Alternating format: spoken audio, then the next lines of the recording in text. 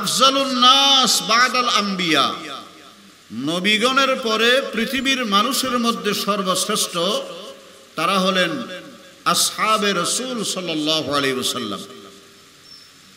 আল্লাহর পরে সর্বশ্রেষ্ঠ নবীগণ, নবীগণের পরে নবীগণের সাহাবাগণ, আর নবী রাসূলদের মধ্যে আমাদের নবী আমাদের রাসূল সাইয়্যিদুল মুরসালিন হযরত মুহাম্মদ মুস্তাফা সাল্লাল্লাহু আলাইহি ওয়াসাল্লাম, তিনি সর্বশ্রেষ্ঠ রাসূল। অতএব তার সাহাবাগণ সর্বশ্রেষ্ঠ সাহাবা। বলতে পারেন সাহাবায়ে কেরামের মর্যাদা কতটুকু? যাদেরকে আল্লাহ পাক রব্বুল আলামিন এই দুনিয়াতে জীবিত থাকা অবস্থায় জান্নাতের সুসংবাদ শুনিয়ে দিয়েছেন। একটা দুইটা আয়াত নয়, কোরআনে মজিদে আপনি দেখবেন 750টা আয়াতে সাহাবায়ে কেরামের প্রশংসা করা হয়েছে। উলাইকা হুমুল মুফলিহুন, উলাইকা হুমুর রাশিদুন, উলাইকা হুমুস সাদিকুন, উলাইকা হুমুল মুমিনুনা হাক্কান, উলাইকা কাতাবা ফি কুলুবিহিমুল ঈমান, রাদিয়াল্লাহু আনহুম ওয়া রাদু আনহু। এভাবে 750টা আয়াতের মধ্যে তাদের প্রশংসা করা হয়েছে। সুবহানাল্লাহ। নবীজির সাহাবীর কত দাম!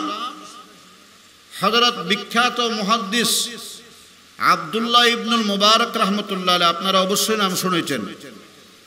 ওনার কাছে একজন জিজ্ঞেস করলো যে হযরত আমিরে মুআবিয়া রাদিয়াল্লাহু আনহু, যিনি ছিলেন নবীজির চাচাতো ভাই, আবু সুফিয়ানের সন্তান, নবীজির চাচাতো ভাই হযরত আমিরে মুআবিয়া, যিনি ইসলামী খেলাফতের 19 বছরের রাষ্ট্রপ্রধান ছিলেন, খলিফাতুল মুসলিমিন ছিলেন, এবং নবীজির উপরে ওহী নাযিল হতো।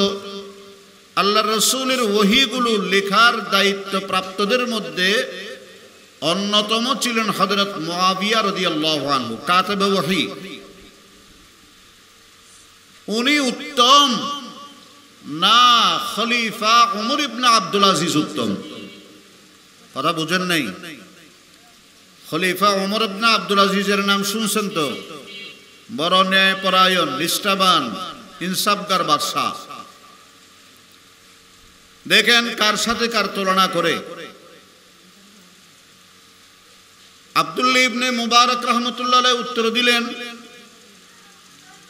যে তুমি দুইজনের মধ্যে কে উত্তম আর কে অনুত্তম এ নিয়ে প্রশ্ন করতেছো। আমি তোমাকে ছোট্ট একটা ধারণা দিই। আমার কথা বুঝেন আপনারা?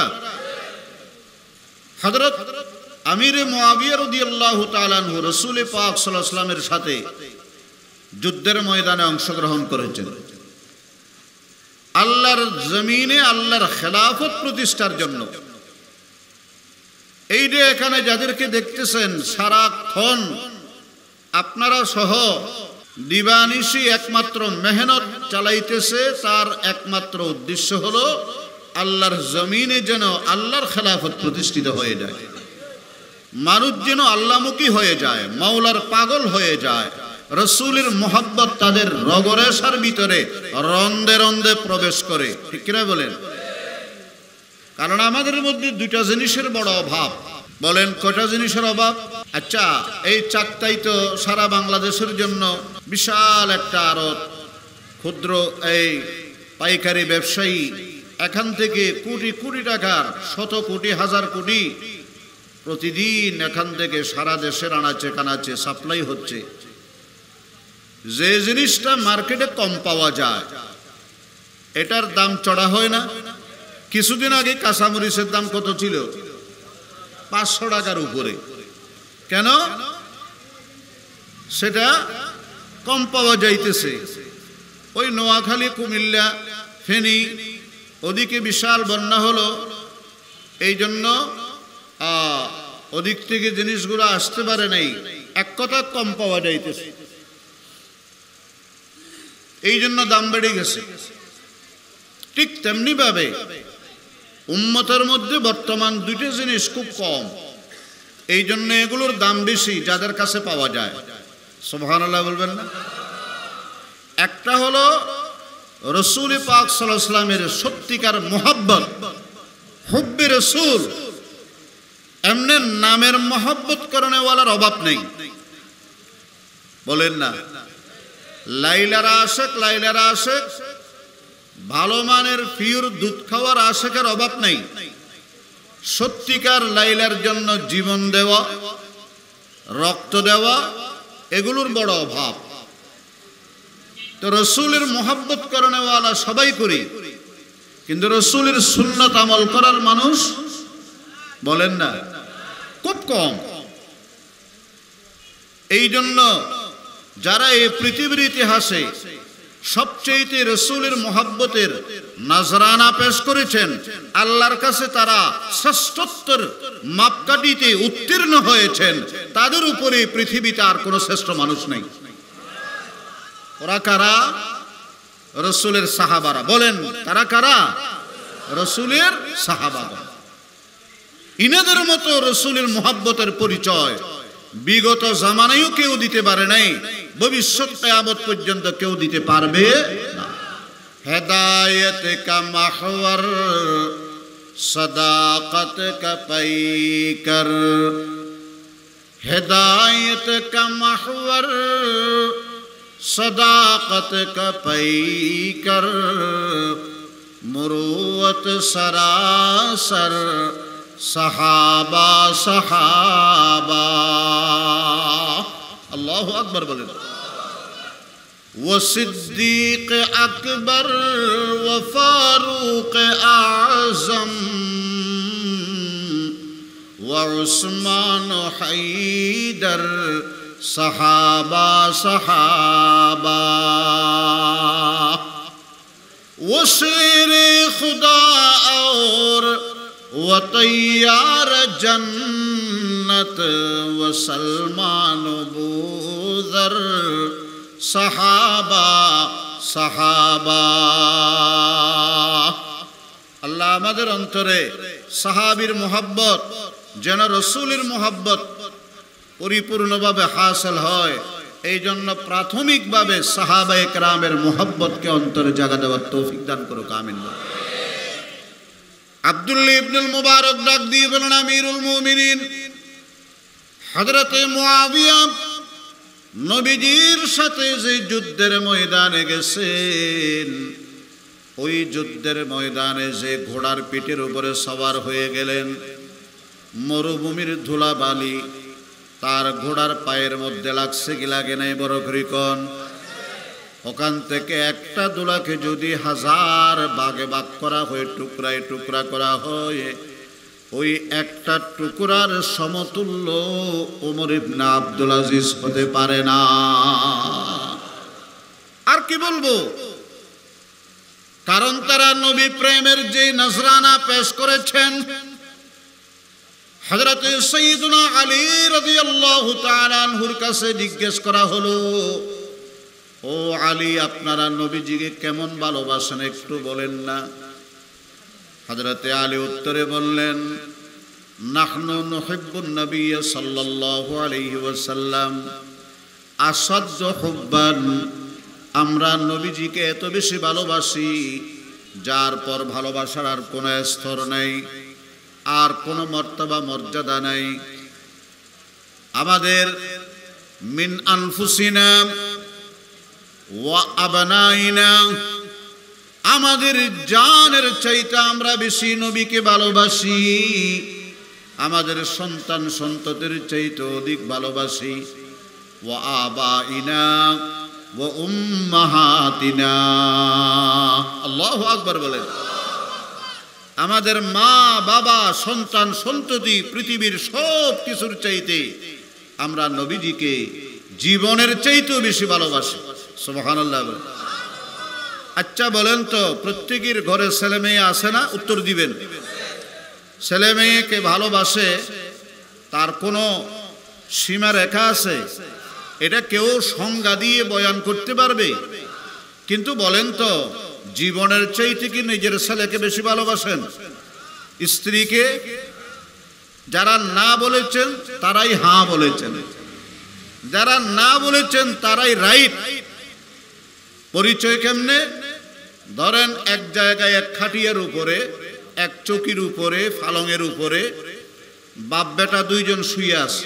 এই অবস্থায় হঠাৎ করে এক লোক আইসা বলে যে আমি আজরাইল আসছি, তোমাদের যে কোনো একজনের জান আগে কবজ করব, তারপরে দ্বিতীয় জনেরটা করব। দ্বিতীয় জনেরটা 1 বছর পরে হবে, প্রথমেরটা 1 বছর আগে হবে। এখন তোমরা বলো কার জীবনটা, কার রুটা আগে কবজ করব, কি বাবারটা না ছেলেরটা? এই অবস্থায় কি বলবেন? ছেলে বলবে না, আমার আরো জীবনের অনেক শখ আছে, আমার একটা গাড়ি নেই, বাড়ি নেই, এখন বিয়ে শাদী করি নেই, আমার বাবার 100 বছর প্লাস, ওনারে নিয়ে যান, আমি থাকি। কথা কন না? আর বাবা বলবে যে না না না, আমার আরো 2-3 বছর একটু বাঁচতে দেন, আমার ছেলেকে নিয়ে যান। তাহলে কি বোঝা গেল? জীবনের মায়া দুনিয়ার সবচেয়ে বড় মায়া। জীবনের চাইতে অন্য কাউকে ভালোবাসে, এই কথা যদি কেউ বলে, যেই হোক, এটা হলো বোখাস, এটা প্রতারণা, ধোঁকাবাজি। কিন্তু বাকলিয়ার মুমিন মুসলমান আশিকি রাসূল মুজাহিদ ভাইরা লক্ষ্য করে শুনবেন, আল্লাহর প্যারা হাবিবের সাহাবায়ে কেরাম জীবনের চাইতে বেশি ভালোবাসতেন। সুবহানাল্লাহ বললেন না? আবু সুফিয়ান তো কোনো মুসলমান হয় নাই, কাফেরদের দলনেতা। তার কাছে জিজ্ঞেস করা হলো নবীজির সাহাবাদের ব্যাপারে একটু মন্তব্য করেন। আবু সুফিয়ান কাফেরের নেতা হইয়া বলে, মা রাআইতু আহাদান ইউহিব্বু আহাদান কাহুব্বি আসহাবি মুহাম্মাদান সাল্লাল্লাহু আলাইহি ওয়াসাল্লাম। এই দুনিয়াতে লাইলা মজনুনের ভালোবাসা দেখলাম, শিরি ফরহাদের ভালোবাসা, কত প্রেমের উপন্যাস, কিন্তু এই দুনিয়ার জমিনে নবীজির সাহাবীরা নবীজিকে যে পরিমাণ ভালোবাসে তার কোনো তুলনা নেই, তার কোনো দ্বিতীয় নাই। এইরকম মুহাব্বত আমি এই জগতে কেউ কাউকে করতে দেখি নাই। মুতার যুদ্ধ, গজওয়ায়ে মুতাহ, বুখারী শরীফ জিলদে সানির মধ্যে লম্বা হাদিস আছে। আমি সামান্যভাবে আপনাদেরকে একটু ধারণা দিই। 3 জন নবীজির দরবারে ডাকা হলো। একজনের নাম হযরতে যায়েদ ইবনে হারেসা, সবাই বলেন রাদিয়াল্লাহু আনহু। আর একজন হলেন হযরতে জাফর ইবনে আবি তালেব, যাকে জাফরে তৈয়ার বলা হয়। আর একজন হযরতে আব্দুল্লাহ ইবনে রাওয়াহা। এই 3 জনকে নবীজির দরবারে ডাকা হলো। আল্লাহ রাসূল বললেন যে মুতার যুদ্ধে মুসলমান এবং কাফেররা মুখোমুখি অবস্থানে আছে, যে কোনো মুহূর্তে যুদ্ধ শুরু হয়ে যাবে, কিন্তু যুদ্ধের সেনাপতি এখনো নিয়োগ দান করা হয় নাই। আমি আপনাদের 3 জনকে ডাকছি, আমি আপনাদেরকে যুদ্ধের প্রধান সেনাপতি নিয়োগ দেব। সুবহানাল্লাহ বলেন। ইন উসিবা যায়েদুন ফাজাফর ওয়া ইন উসিবা জাফরুন ফাআব্দুল্লাহ ইবনে রাওয়াহা। যদি এই যুদ্ধের ময়দানে সেনাপতি যায়েদ বিন হারেসা শাহাদত বরণ করে, তাহলে ইসলামের পতাকা, ইসলামের ঝান্ডা যার হাতে, তিনি হবেন আমার চাচাতো ভাই হযরতে জাফরে তৈয়ার। আর তিনি যদি শাহাদত বরণ করেন, তৃতীয় পর্যায়ে যিনি সেনাপতির দায়িত্ব নেবেন তিনি হচ্ছেন হযরতে আব্দুল্লাহ ইবনে রাওয়াহা। বড় করে বলেন রাদিয়াল্লাহু তাআলা। তিনি যদি শহীদ হয়ে যায়, তাহলে তৎক্ষণাৎভাবে সৈনিকেরা বসে চতুর্থ আরেকজনকে আমিরুল জাইশ প্রধান সেনাপতি নিয়োগ দেবে, এবং আমি ভবিষ্যৎবাণী করলাম ওই চতুর্থ জনের হাতেই মুতার যুদ্ধে মুসলমানদের বিজয় হবে। এগুলো বুখারী শরীফের হাদিস বলতেছি।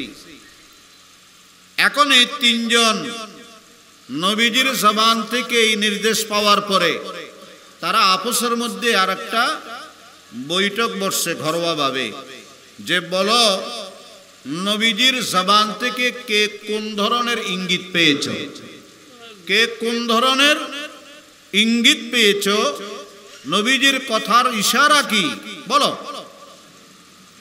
কেউ বলে না। সবচেয়ে কনিষ্ঠ যিনি হযরতে আব্দুল্লাহ ইবনে রাওয়াহা রাদিয়াল্লাহু তাআলা আনহু, তিনি বললেন, আমি যতটুকু বুঝতে পেরেছি আমরা একজন ময়দান থেকে জীবিত ফিরিয়ে আসব না, আমরা তিনজন মুতার যুদ্ধে মুতার প্রাঙ্গণে শহীদ হয়ে যাব। তবে এর চাইতে বড় সৌভাগ্যের সংবাদ আমাদের জন্য আর কিছু হতে পারে না। আল্লাহ পাক ডাক দিয়ে বলেন, ওয়ালা তাকুলু লিমান ইউকতালু ফি সাবিলিল্লাহি আমওয়াত বাল আহইয়াউ ওয়ালাকিন লা তাশউরুন। বলেন সুবহানাল্লাহ। যারা আল্লাহর জমিনে আল্লাহর দ্বীন কায়েমের জন্য বুকের তাজা রক্ত বিসর্জন দিয়ে শাহাদাত বরণ করে, তাদেরকে খবরদার তোমরা মৃত বলিও না, তারাই জীবিত, তোমরা মরা। তারা কি জীবিত তোমরা জানো না বলে তাদেরকে মৃত বলতেছো। ওয়ালাকিন লা তাশউরুন। আল্লাহ রাব্বুল আলামিন অন্যত্র বলেন, ওয়ালা তাহসাবান্নাল্লাযীনা কুতিলু ফি সাবিলিল্লাহি আমওয়াতা বাল আহইয়াউন ইনদা রাব্বিহিম ইউরযাকুন। আল্লাহ। যারা আল্লাহর রাস্তায় জীবন দেয় তাদেরকে তোমরা ধারণা করিও না যে তারা মারা গেছে, তারা জীবিত, তাদেরকে রব আল্লাহ কুদরতি রিজিক দিয়ে লালন পালন করতেছেন। সুবহানাল্লাহ। মুহতারাম হাজিরিন, হযরতে জাফরে তৈয়ার তিনি ঘরে গেলেন, স্ত্রীকে ডাক দিয়ে বললেন, তাড়াতাড়ি আমার বেডিংটা তাড়াতাড়ি গুছাইয়া দাও। আল্লাহর রাসূলের নির্দেশে মুতার যুদ্ধে যেতে হবে। তবে জেনে রাখো, আমার এই ঘর বাড়ি, আমার এই সম্পদ, আমার বাল বাচ্চা যারা আছে সবাইকে তোমার কাছে আমানত দিয়ে গেলাম। হয়তো বিবি জীবনে আর দেখা নাও হতে পারে। ময়দানে মাশরে নবী মুহাম্মদ রাসূলুল্লাহর সামনে হাউজে কাউসারের পারে স্বামী স্ত্রী পরিবার পরিজনের লগে সাক্ষাৎ হবে। চিন্তা করিও না, মনোবল নিয়ে থাকো। আল্লাহর হুকুমের বাহিরে একটা পিঁপড়াও নড়াচড়া করে না, গাছের পাতাও না। ওমা তাসকুতু মিন ওয়ারাকাতিন ইল্লা ইয়ালামুহা। অন্ধকারের মধ্যে একটা কালো পিঁপড়া কালো পাথরের নিচে, তার নড়াচড়াও আল্লাহর হুকুম ছাড়া না। আল্লাহু আকবার। স্ত্রী বললেন, স্বামী আপনার ভিতরে যেমন আল্লাহ আল্লাহ রাসূলের মুহাব্বত রগরস হয়, আপনি আমার কম ভাইবেন না। সুবহানাল্লাহ বললেন না?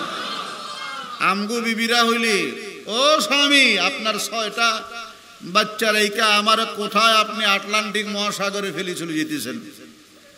যাইতে পারবেন না, আমি অনুমতি দেব না। আপনি এই উঠতি সংসারটাকে একেবারে গোড়া দিয়ে ভাঙি দিয়েন না, কইতো না? আর হযরতে জাফরের স্ত্রী বললেন, অবশ্যই যাবেন, কেন যাবেন না?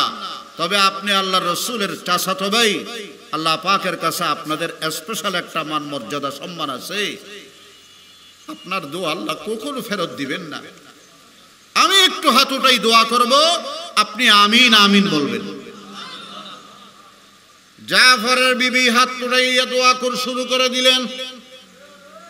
জাফরে তৈয়ার আমিন বলবেন। দোয়া করতে করতে এক পর্যায়ে তিনি দোয়া করলেন, আয় আল্লাহ, আমার ঘরে বাচ্চারা সবাই শিশু, ছোট্ট ছোট্ট বাচ্চা, আমার স্বামীর যদি কিছু হয়ে যায় এদেরকে নিয়ে আমি কিভাবে থাকবো, কিভাবে চলবো? অতএব তোমার দরবারে আমার আরশ জিহাদের ময়দান থেকে গাজী বানাইয়া যুদ্ধ করবে, কিন্তু তার জীবনটা তোমার কাছে আমি ফেরত চাই, ভিক্ষা চাই। আমার স্বামীকে তুমি আবার আমার কোলে ফিরিয়ে দিও। জাফর রাদিয়াল্লাহু আনহু তিনি আমিন বলবেন। দূরে থাক।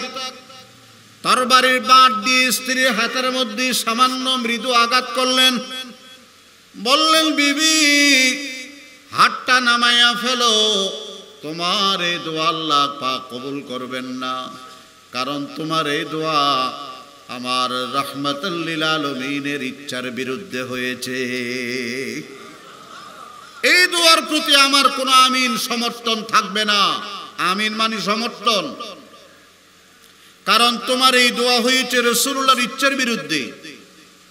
তোমাকে ছাড়বো, সব সন্তান ছাড়তে পারি, ব্যবসা বাণিজ্য, চাকরি বাকরি, গাড়ি বাড়ি সব ছাড়বো, মুহাম্মদুর রাসূলুল্লাহকে ছাড়তে পারবো না।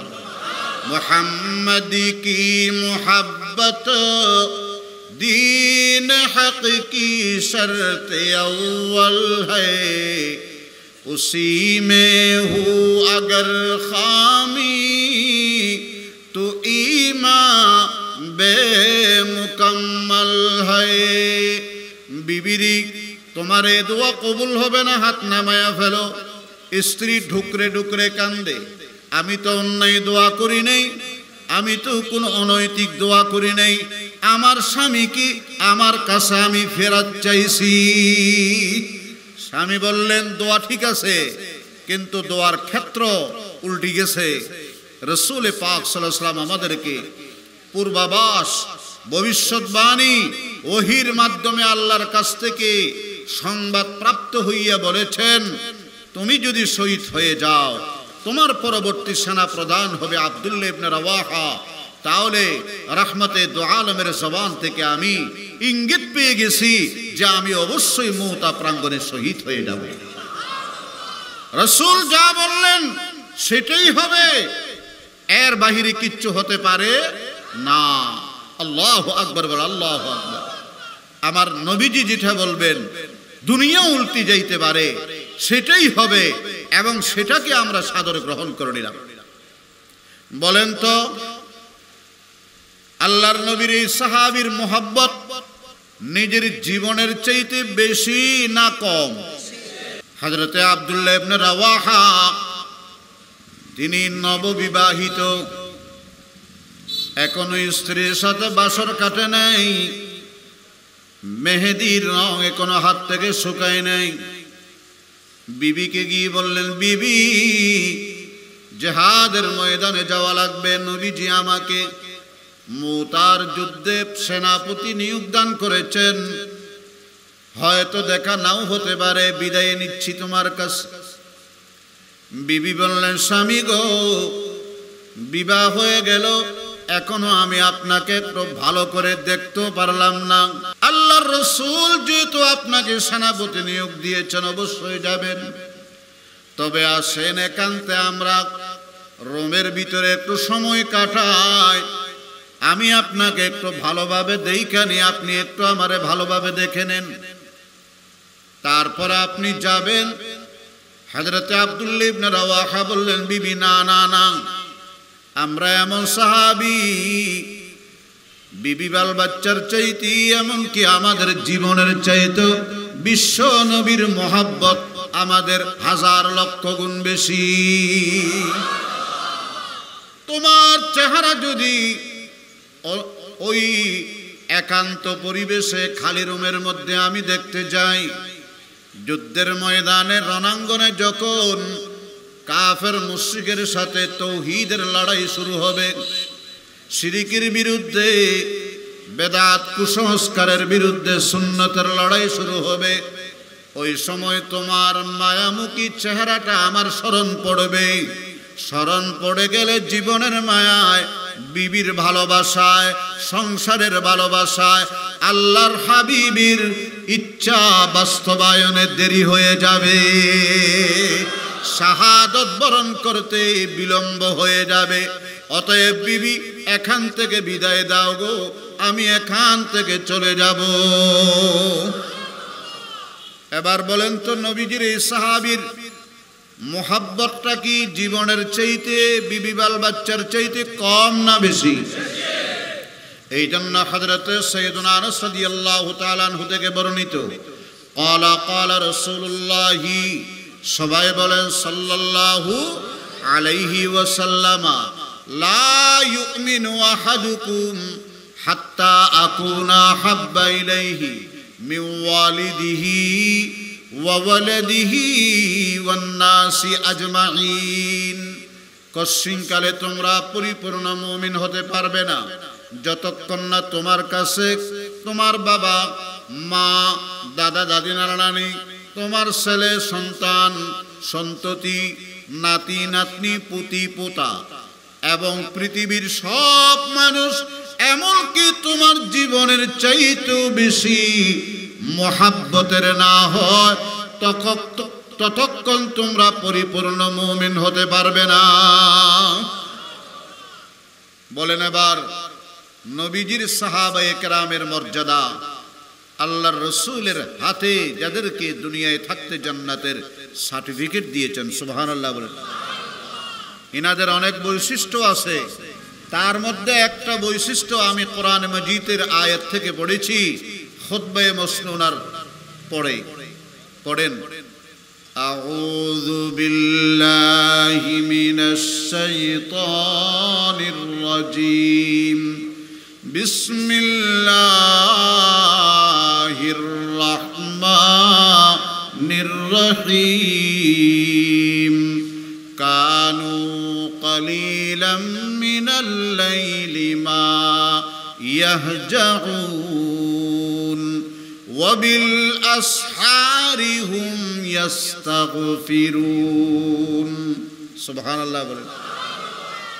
নবীজির সাহাবায়ে কেরামের একটা বৈশিষ্ট্য, তারা রাতের বেলায় ঘুমায় না, সারা রাত ধরে তারা আরামের বিছনায় পড়ে থাকে না, তারা রাতের বেলায় খুব কম ঘুমায়, মওলার জিকিরে বেশি সময় কাটায়, মওলার ইশক মোহাব্বত তাদের রগরেশায় ভরপুর।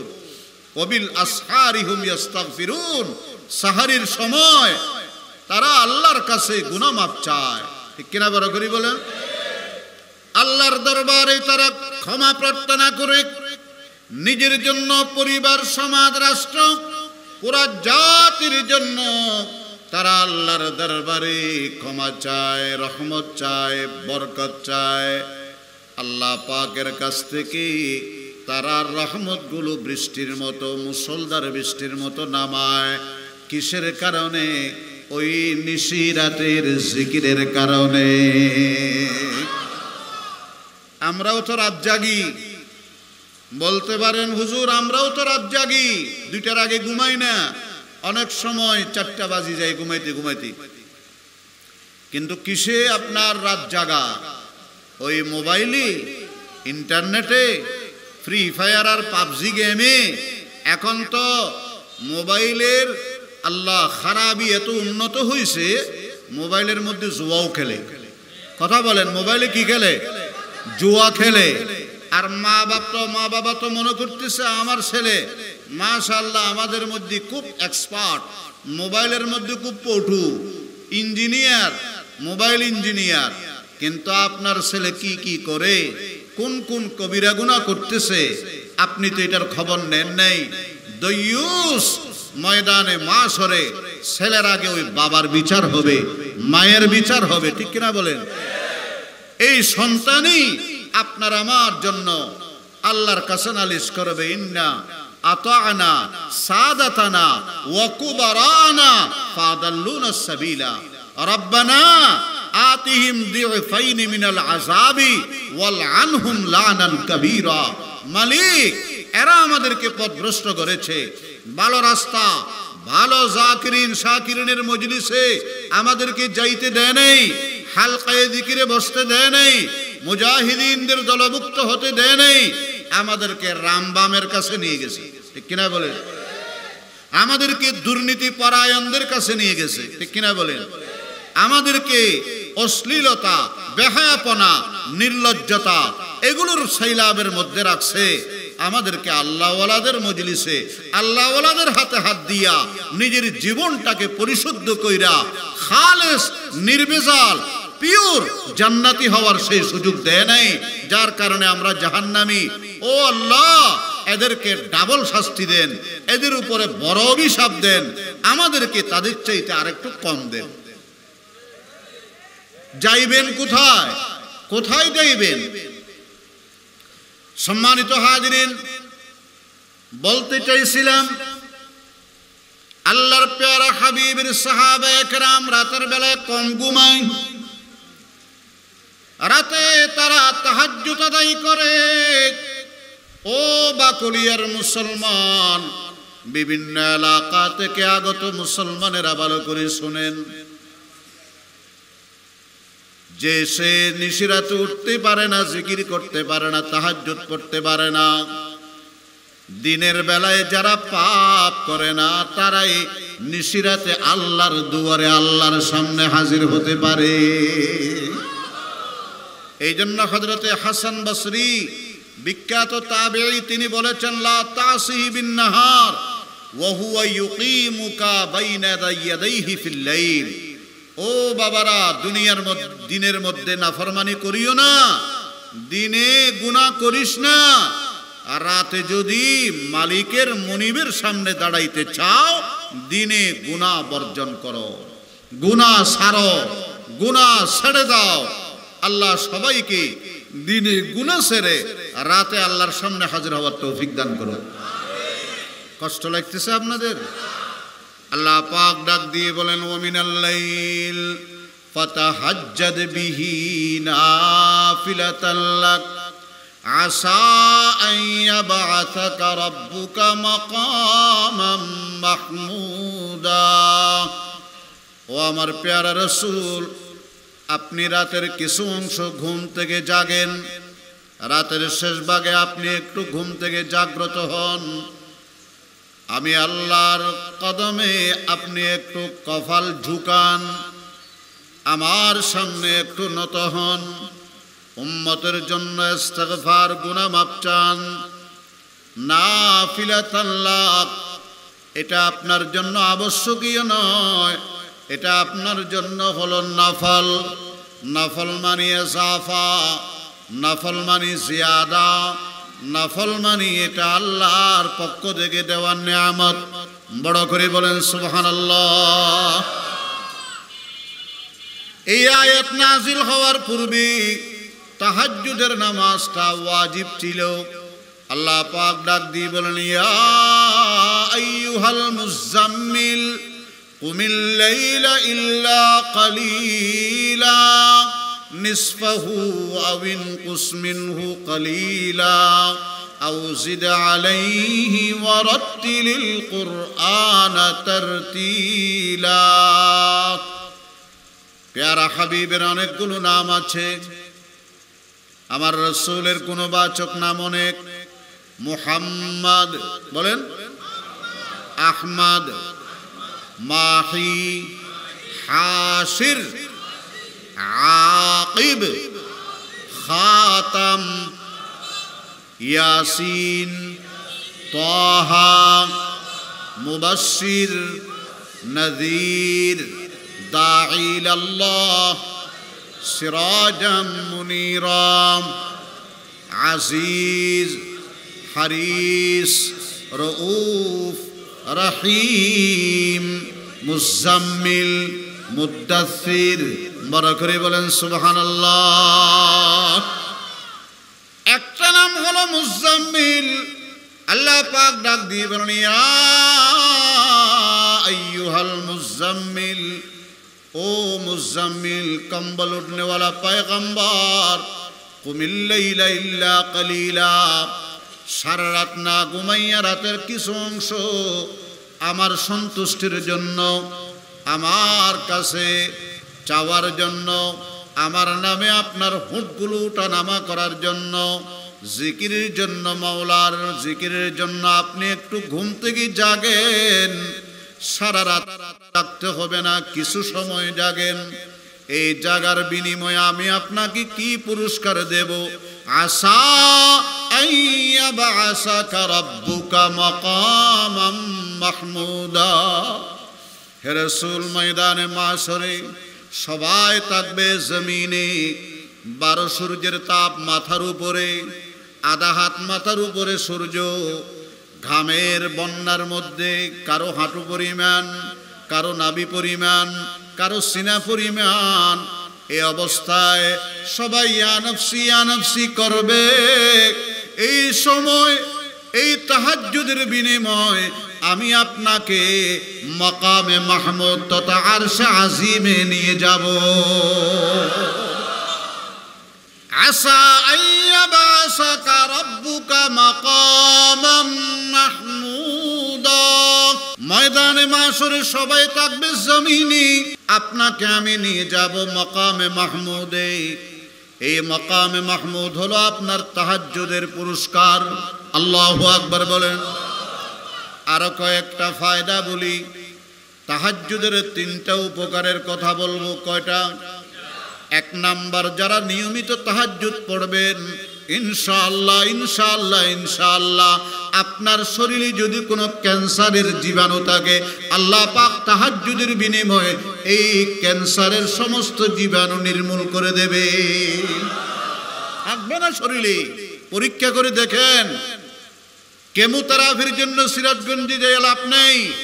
আল্লাহর দরবারে সেজদায় অবনত হইয়া দোয়া করেন, ইনশাআল্লাহ আল্লাহ ক্যান্সার মুক্ত জীবন দান করবে। 2 নম্বর, মৃত্যুর সময় আপনার চেহারাটা পূর্ণিমার মতো 14 তারিখের চাঁদের মতো ঝকঝক ঝকঝক করবে। নাম্বার 3, মরণের বেলায় অটোমেটিক আপনার জবান থেকে কালমা তৈয়বা জারি হয়ে যাবে। আল্লাহু হাজিরি আল্লাহু নাজিরি আল্লাহু শাহিদি আল্লাহু মাই। পড়েন আল্লাহু হাজিরি আল্লাহু নাজিরি আল্লাহু শাহিদি আল্লাহু মাই। কয়টা ফায়দার কথা বললাম? তাহাজ্জুদের দ্বারা ক্যান্সার নির্মূল হয়ে যাবে। মৃত্যুর সময় চেহারা 14 তারিখের চাঁদের মতো আলোকিত হয়ে যাবে।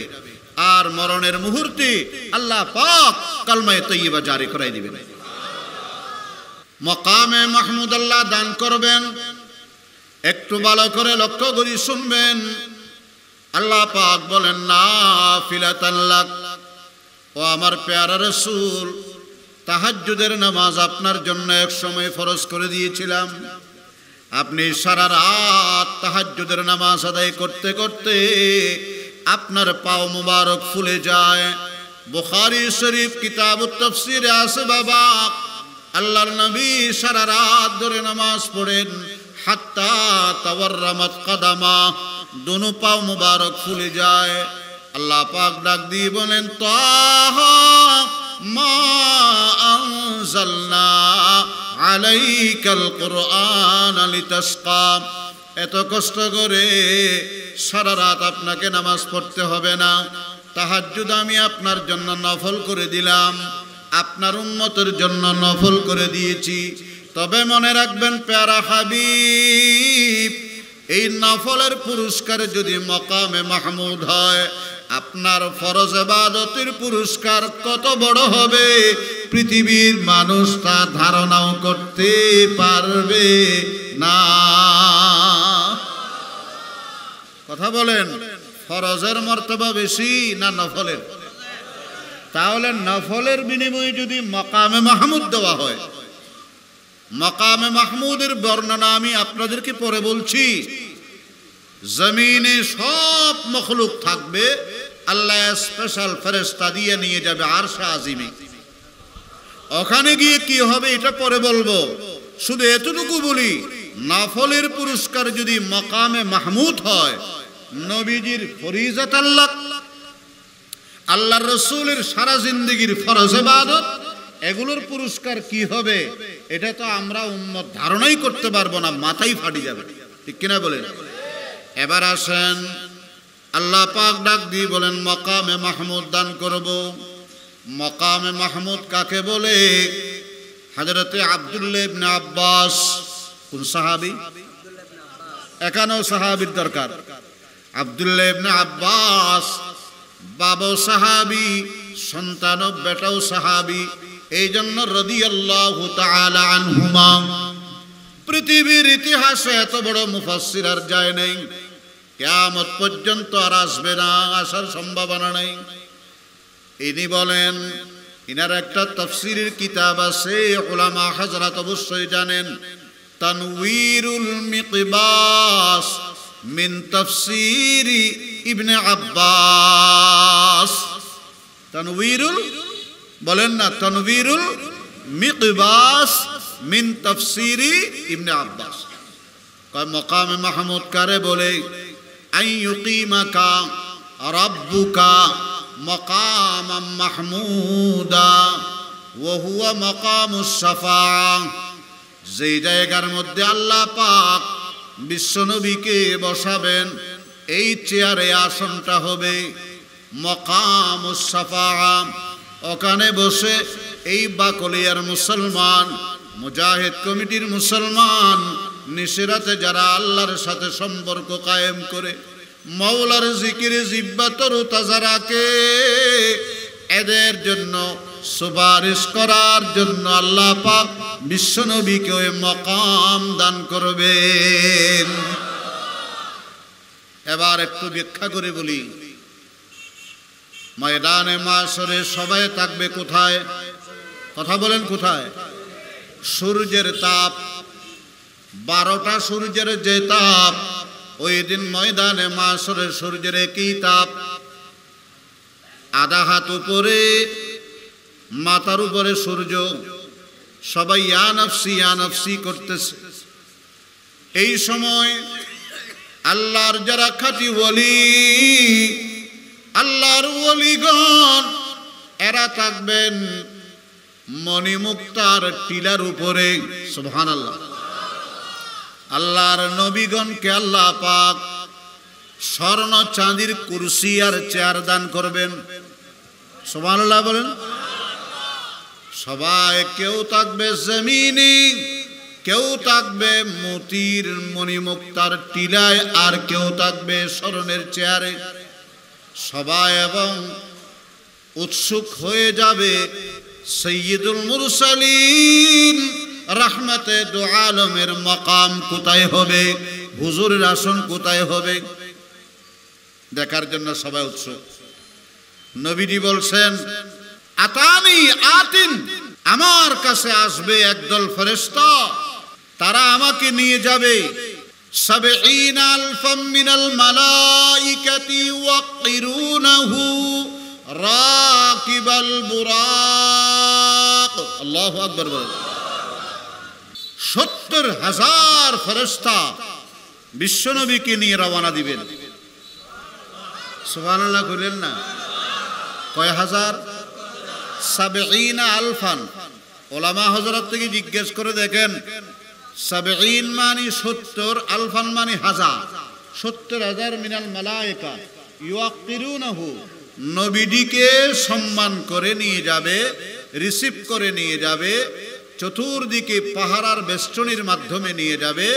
রাকিবাল বুরাক, বুরাকের উপরে আরোহণ অবস্থায়। সুবহানাল্লাহ। নিতে নিতে নিতে নিতে আরশে আজিমের দরজার মধ্যে গিয়ে টক টক টক টক ফাস্তাফতাহতু, খোলেন। ফায়াকুলুল খাজিন, দারবান বলবে, মান আনতা, আপনি কে? আমি বলবো চিনেন না আমারে, আনা মুহাম্মদ সাল্লাল্লাহু আলাইহি ফায়ুফতাহু লি, আমার জন্য মুহূর্তের মধ্যে দরওয়াজা খুলে দেওয়া হবে। এখন এদিকে 70,000 ফেরেশতাদের বহর নিয়ে আমাকে নিয়ে গেল, ওখানে ভিতরে আমাকে রিসিভ করার জন্য একজন থাকবে না? কথা বলেন না। যেমন আমি আপনাদের মাহফিলে আসছি, হাজী সাহেব, সভাপতি সাহেব, মুজাহিদ ভাইরা সবাই আমাকে ইস্তেকবাল করে এখানে নিয়ে আসলেন, রিসিভ করলেন যেটাকে বলে। ওখানে রিসিভ কে করবেন জানার দরকার আছে? বলেন আছে? খুব ভালো করে শুনেন। দরজা যখন খোলা হবে, ফায়াস্তাকবিলুনি আল জব্বারু তাবারাকা ওয়া তাআলা, দরজা খোলার সাথে সাথে দেখব আমাকে রিসিভকারী আর কেউ নয়, তিনি একমাত্র রব্বুল আলামিন, আহকামুল হাকিমিন, আল্লাহ পাক আমাকে ইস্তেকবাল করার জন্য আছে। আল্লাহু আকবার, আল্লাহু আকবার, আল্লাহু আকবার কবীরা, আল্লাহু আকবার কবীরা। আল্লাহ রাব্বুল আলামিন ডাক দিয়ে বলবেন, ইজলিস আলা ইয়ামিনিল আরশি, আরশে আজিমের ডান পাশে একটা স্পেশাল চেয়ার থাকবে। আমাকে বলবেন, ইজলিস, হে আমার পেয়ারা রাসূল আপনি বসেন। ওয়ালাকিন লা আজলিসু, আমি বসবো না। আল্লাহ পাক অগাধ মোহাব্বতে আমাকে বসতে বলবেন। আমি অসাধারণ আদবের বশবর্তী হইয়া, আদবের লেহাজ কইরা আমি বলবো, আল্লাহ আমি বসবো না। আল্লাহ পাক বলবেন, তোমার কি দাবি দেওয়া আছে পেশ করো। যদি আমি হাজী সাহেবের কাছে যাই, হুজুর বসেন, না আমি বসবো না, আমার একটা কাজ আছে। বলেন আপনার কি কাজ? বিশ্বনবী বলবেন, ইয়া রাব্বি আজ্জিল হিসাবাহুম, আমার উম্মত 50,000 বছর ওই ময়দানে মাশর জমিনে দাঁড়িয়ে আছে। 12 সূর্যের তাপমাত্রার উপরে, আধা হাত উপরে জমিন তামা তামা হয়ে গেছে, নফসি নফসি করতেছে। আল্লাহ তোমার কাছে প্রথম দাবি, আমার উম্মতের হিসাব নিকাশ একটু তাড়াতাড়ি শুরু করে দেন। ফাযাকাল মাকামুল মাহমুদ, এই জায়গার নাম হলো মাকামে মাহমুদ। এটা কেমনে দিবেন? সারা রাত ফেসবুক গুতাইলি, ইন্টারনেটে, অনলাইনে, তাওবা আস্তাগফিরুল্লাহ, তাহাজ্জুদের বিনিময়ে সুবহানাল্লাহ বল। ও রাসূল, আপনি কি বললেন? আপনার উম্মতের হিসাব তাড়াতাড়ি করব, কোনো অসুবিধা নেই। আমি তো আপনাকে তাহাজ্জুদের বিনিময়ে মাকামে মাহমুদ দিয়েছি, এবং এই কথাও বলে দিয়েছি সারা রাত আপনাকে রাত জাগা লাগবে না। নিসফাহু, অর্ধেক ঘুমান অর্ধেক জাগেন। সুবহানাল্লাহ। যদি আপনার বেশি রাত ঘুমাইতে মনে চায় তাও অসুবিধা নেই। আউইন কুস মিনহু কালিলা, আধা রাতের চাইতে বেশি আরাম করেন, একটু কম রাত কিয়ামুল লাইল করেন। আও জিদ আলাইহি, আর যদি মনে চায় তার চাইতে একটু বেশি করবেন, একটু বেশি করেন। তার মানে ওলামা হযরত আছেন, ফরমানে খুদা, তবিয়তে মুস্তাফা, হুকমে খুদা, মানসায়ে মুস্তাফা, আমার নবীজির যে মনের চাহিদা, এটাকে আল্লাহ পাক কোরআনের হুকুম করে দিয়েছেন। আপনার যেমন মনে চায় তেমন করা, বাস এটার উপর আমি রাজি। এটা আমার হুকুম, এটা আমার নির্দেশ, এটাই আমার আদেশ, এটাই আমার কোরআন। সুবহানাল্লাহ বলেন। কোরআন শরীফে এরকম হুকুম আর কোথাও আছে যে পারলে অর্ধেক, নাইলে আরো বেশি, নাইলে আরো কম, অসুবিধা নেই, যা মন চায়, এরকম কোন হুকুম আপনি পাইবেন? শুধু এখানে আল্লাহর নবীর জন্য যে আপনি চাইলে অর্ধেক ঘুমাবেন, আরাম করবেন, অর্ধেক কিয়াম করবেন। আর যদি কিয়ামুল লাইল মানে তাহাজ্জুদ, আর যদি মন চায় রাতের বেশি অংশ আপনি আরাম করেন, কম অংশ আপনি আরাম এই কিয়ামুল লাইল করেন, তাহাজ্জুদ করেন। সুবহানাল্লাহ বলেন, বড় করে বলেন সুবহানাল্লাহ। খুব মজার কথা আছে, শুনেন। বিশ্বনবী সরওয়ারে কায়নাতের কথা অনুযায়ী হিসাব শুরু হয়ে যাবে। এর পূর্বে আল্লাহ পাক ডাক দিয়ে বলবেন, আজকে আমি মাকামে মাহমুদের সম্মানার্থে, আপনি নবীর মর্যাদার্থে আমি আপনার উম্মত থেকে 70,000 উম্মতকে বেলা হিসাব জান্নাতে প্রবেশ করাইয়া দেব।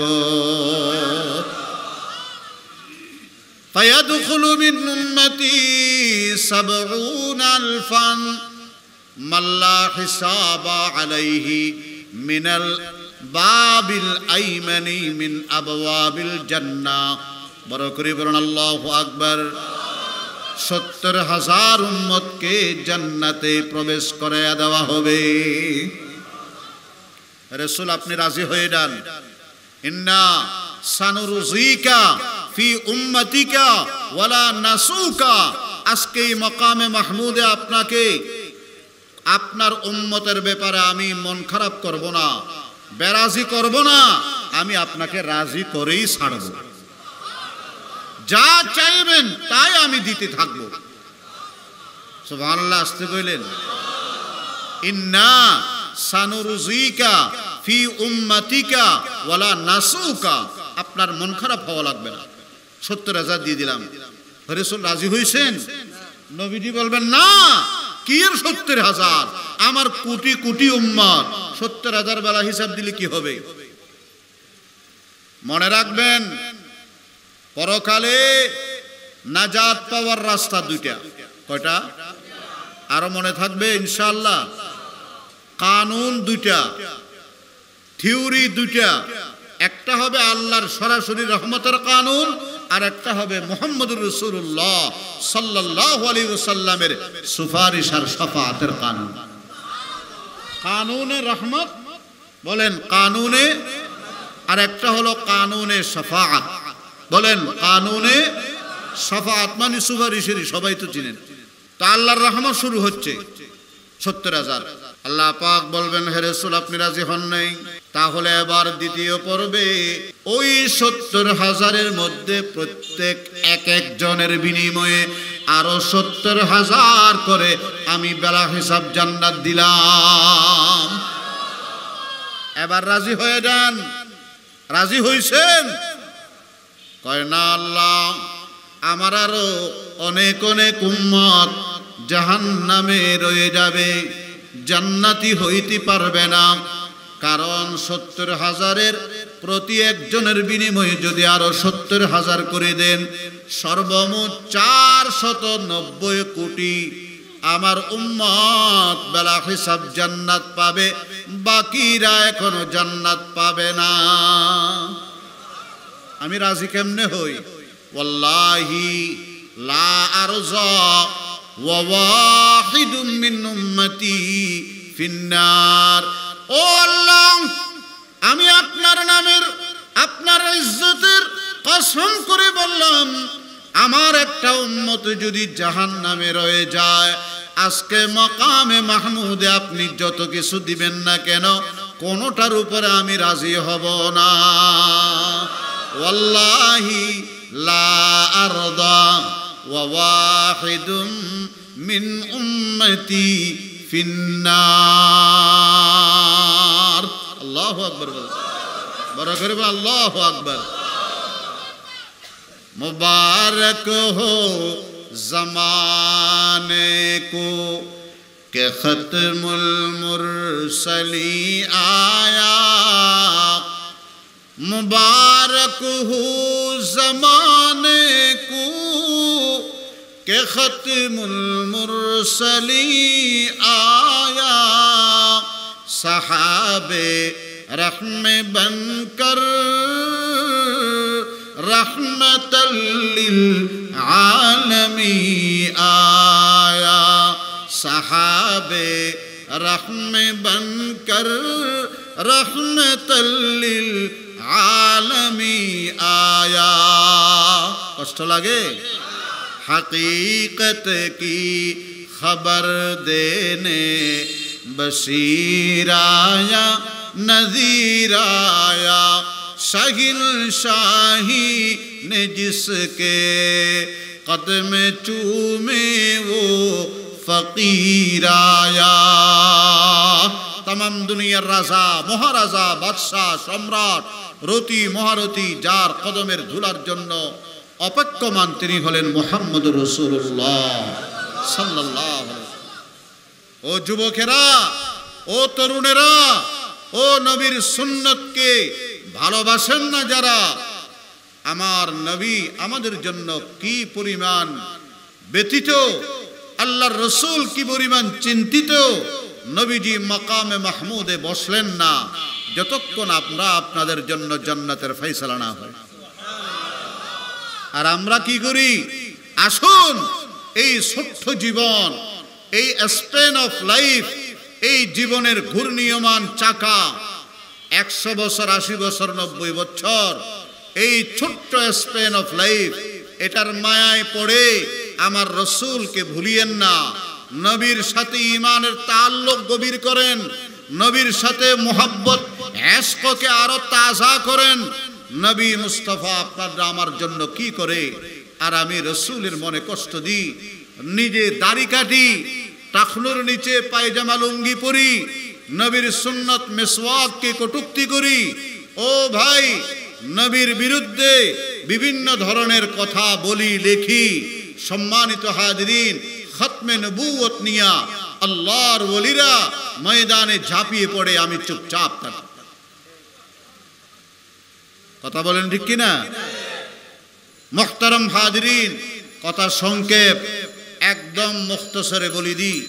রাসূল করিম সাল্লাল্লাহু আলাইহি ওয়াসাল্লাম বলবেন, আয় আল্লাহ, আমি এখনো রাজি হতে পারিনি। আল্লাহ পাক এবার বলবেন, আমার রহমত, এরপরে আপনার শাফাআত, আমি মাকামে মাহমুদ আপনাকে দান করেছি, এখানে বসে আপনি সুপারিশ করবেন। করেন, সুপারিশ করতে থাকবে, জারি হবে। এমন কি জাহান্নামের দরবান বলবে, ইয়া মুহাম্মদ মা তারাকতা লিগাযাবি রাব্বিকা মিন বাকিয়াতিন। আপনি জেহারে গণহারে আপনার উম্মতের জন্য সুপারিশ শুরু করে দিয়েছেন, জাহান্নামের জন্য তো এক ফিসও রাখতেন না মনে। কথা কন না? জাহান্নামের জন্য একজনও আর রাখবেন না, সবাই তো আপনি জান্নাত দিয়ে দিবেন। এভাবে আস্তে আস্তে আল্লাহ পাককে বলবেন, ইদানলি ফি মান কানা ফি কলবিহি মিসকালু হাববাতিন মিন খারদালিন মিন ঈমান। যার অন্তরে সরিষার দানা পরিমাণ ঈমান আছে, তার জন্য আপনি অনুমতি দেন। আল্লাহ পাক বলবেন, ঠিক আছে, অনুমতি দিলাম, তাকেও আপনি জান্নাতে প্রবেশ করান। আখরিজুহু মিনান নার সুম্মা আদখিলহুল জান্নাহ। জাহান্নাম থেকে বের করার অথরিটিও আপনারে দিলাম, জান্নাতে প্রবেশ করার অথরিটিও আপনারে দিলাম। এরপরে বলা হবে, মান কানা ফি কলবি আদনা মিসকালু হাববাতিন মিন খারদালিন মিন ঈমান। সরিষার দানার চাইতে আরো ছোট, আরো ছোট, আরো অণু, আরো বিন্দু, এইরকম ঈমান যাদের আছে তাদেরকেও জান্নাতে দিলাম। এরপরে আল্লাহ পাককে বলবেন, ইদানলি ফি মান ক্বালা লা ইলাহা ইল্লাল্লাহ। আমার কিছু উম্মত আছে যারা জীবনে লা ইলাহা ইল্লাল্লাহ পড়ছে আর কিছু পড়ে নাই, আল্লাহ এদের জন্য সুপারিশ করতেছে। আল্লাহ বলবেন, যাও তাদেরকেও জান্নাতে প্রবেশ করাও। আল্লাহ পাক রব্বুল আলামিন আমাদেরকে সুন্নতে আমল করে তাহাজ্জুদের পাবন্দি হইয়া আল্লাহর ওয়ালিদের, আল্লাহ ওয়ালাদের, আল্লাহ সংস্পর্শতা মাকামে মাহমুদের শাফাআতের হকদার হওয়ার তৌফিক দান করুন।